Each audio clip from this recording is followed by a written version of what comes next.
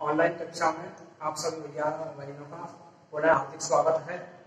आज हम विषय विज्ञान अध्याय 1 फसल उत्पादन एवं प्रबंध के बारे में हम पिछले 2 वीडियो दे चुके हैं। आज हम पुनः तीसरा वीडियो देने जा रहे हैं। सभी भैया बहन ध्यानपूर्वक पढ़ेंगे, समझेंगे। सबसे पहला है आधारित फसल पद्धतियां। हम जो पढ़ा रहे थे उनमें जो चौथा नंबर की फसल पद्धति, इससे पहले हमने जो पढ़ाई है वो है जुताई करना, सिंचाई करना एवं वो जुताई करना और इसके अलावा बीज बोना एवं खाद एवं उर्वरक देना। ये हम आपको पढ़ा चुके हैं। आज हम पढ़ा रहे हैं सिंचाई करना। अब सिंचाई करने में जैसे प्रत्येक सजीव को जल की बहुत महत्वपूर्ण आवश्यकता होती है, इसी प्रकार पादपों को भी जल की बहुत महत्वपूर्ण आवश्यकता होती है, क्योंकि जल के बिना बीजों का भी अंकुरण नहीं होता है। पादपों में सभी क्रियाएं होती हैं वह सिंचाई से ही होती है। अब जो सिंचाई है, सिंचाई में पादपों में पोषक तत्व, खनिज लवण ये जल के माध्यम से ही एक स्थान से दूसरे स्थान पर स्थानांतरित होते हैं। अब सबसे पहले सिंचाई कहते किसे हैं, तो सिंचाई बोलते हैं, इसकी डेफिनेशन है निश्चित समय अंतराल पर खेत में जल देना, यानी कि निश्चित समय अंतराल पर खेत में जल देना सिंचाई कहलाता है। इसकी डेफिनेशन हम दूसरी तरह से भी दे सकते हैं, जैसे कई प्रकार के कृत्रिम साधनों द्वारा समय समय पर फसलों को जल की आवश्यकता की पूर्ति करना सिंचाई कहलाता है। अब जो सिंचाई के साधन है, यानी सिंचाई के स्रोत निम्न हैं, जैसे कुएं, नलकूप, तालाब, झील, नदियां, बांध एवं नहरें। अब सभी जगह पर, क्योंकि हमारा देश बहुत बड़ा है, कहीं पर तो झीलों के द्वारा, कहीं नदियों के द्वारा, कहीं बांधों के द्वारा, कहीं नहरों के द्वारा, कहीं तालाबों के द्वारा, इस प्रकार से अलग अलग क्षेत्रों में अलग अलग तरह से सिंचाई के साधन होते हैं। हमारे यहाँ पर राजस्थान में, पश्चिमी राजस्थान, पूर्वी राजस्थान, इनमें अधिकतर जो सिंचाई होती है वह नलकूपों के माध्यम से होती है। दक्षिण भारत में जाएंगे तो वहां अधिकतर सिंचाई नहरों के माध्यम से होती है। अब यहाँ पर सिंचाई के जो साधन है वह 2 प्रकार के होते हैं, पारंपरिक साधन और आधुनिक साधन। पारंपरिक जो साधन होते हैं वो इसमें होते हैं, जैसे मोट, इसको गिरनी भी कहते हैं, चेन पंप, ढेकली, रहट, ये पारंपरिक साधन है, यानी पहले के पुराने जमाने के, आज से लगभग 50-60 वर्ष पहले के साधन है। इसके बाद में आधुनिक साधन, आधुनिक है नए, जो अब इस वर्तमान युग के जो साधन है वे हैं, उनको बोलते हैं आधुनिक साधन, जैसे नलकूप, विद्युत पंप, डीजल पंप। इनके माध्यम से हम सिंचाई करते हैं। इसमें श्रम और समय की बचत होती है। अब सिंचाई की विधियां, सिंचाई की विधियां 2 होती हैं। पहली है छिड़काव तंत्र, दूसरी है ड्रिप तंत्र। छिड़काव तंत्र और ड्रिप तंत्र ये है सिंचाई की विधियां।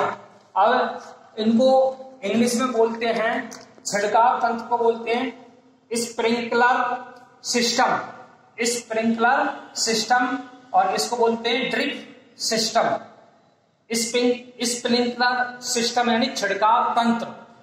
तो इस विधि का उपयोग हम अधिकतर करते हैं असमतल भूमि के लिए, जहां भूमि ऊबड़ खाबड़ होती है, ऊंची नीची होती है, वहां इस विधि का सर्वोत्तम उपयोग होता है।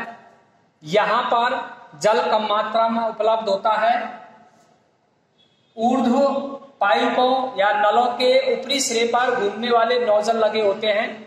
यह पाइप निश्चित दूरी पर मुख्य पाइपों से जोड़ दिए जाते हैं। जब पानी पंप की सहायता से मुख्य पाइप में भेजा जाता है तो वह घूमते नोजल से बाहर निकलता है और इस प्रकार पेड़ों पर छिड़काव के रूप में होता है, जैसे वर्षा हो रही हो। अब जो इस विधि का जो छिड़काव तंत्र होता है, इस विधि का जो उपयोग किया जाता है वह कहाँ किया जाता है? तो देखेंगे सभी भैया बहन, इसका छिड़काव लॉन में, जैसे हमने दूब लगा रखी है या लॉन है, उसमें इसका उपयोग किया जाता है। कॉफी की खेती करते हैं, उसमें भी इस विधि का सर्वोत्तम उपयोग होता है। कॉफी की खेती के अलावा अन्य कई फसलों में भी इसका अत्यंत उपयोगी सिद्ध होती है यह विधि। हमारी जो दूसरी विधि है वह है ड्रिप तंत्र या ड्रिप सिस्टम।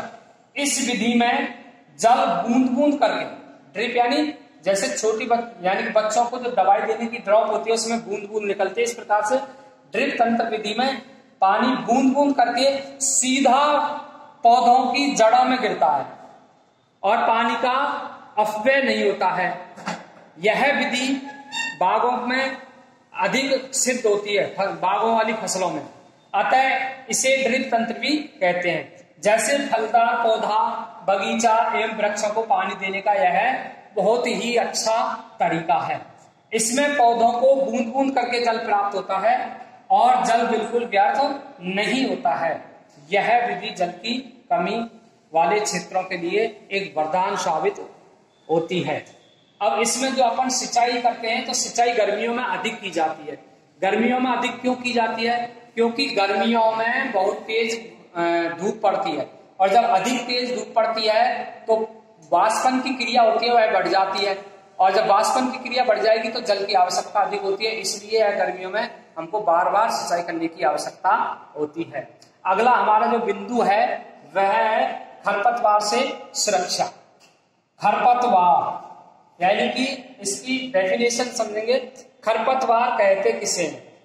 तो खरपतवार हम बोलते हैं जैसे खेत में कई बार अन्य अवांछित पौधे प्राकृतिक रूप से उग जाते हैं फसल के साथ में, उन्हें हम खरपतवार कहते हैं। या फसल के साथ साथ कुछ अवांछनीय एवं हानिकारक पौधे उगाते हैं, उन्हें खरपतवार कहते हैं। जो ये पौधे उगते हैं खरपतवार के, ये फसल को बहुत नुकसान पहुंचाते हैं। अब क्या क्या नुकसान पहुंचाते हैं तो ध्यान से सुनेंगे। खरपतवार से जल, पोषक, जगह और प्रकाश की स्पर्धा फसल की वृद्धि पर प्रभाव डालती है। अब खरपतवार हटाने को निराई कहते हैं। कई बार एग्जाम में पूछा जा सकता है निराई किसे कहते हैं? तो खरपतवार हटाने की जो विधि होती है उसे निराई कहते हैं। अब खरपतवार को हम कैसे हटाते हैं, किस प्रकार से हटाते हैं? तो खरपतवार को हटाने का या दूर करने का तरीका है खुरपी, हार्वेस्टर और इसको 2,4-D रसायन के उपयोग से भी इसको दूर किया जा सकता है।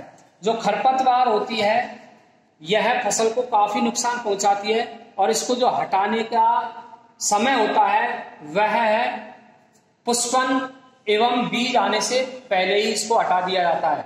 एक विधि और है, जुताई के द्वारा भी हम खरपतवार को दूर कर सकते हैं।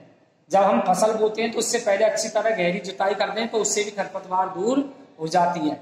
हम अगले वीडियो में कल इससे आगे वाले जो बिंदु है हमारा कटाई एवं भंडारण, 2 पॉइंट और रहे हैं, इसको कल पढ़ाएंगे। धन्यवाद।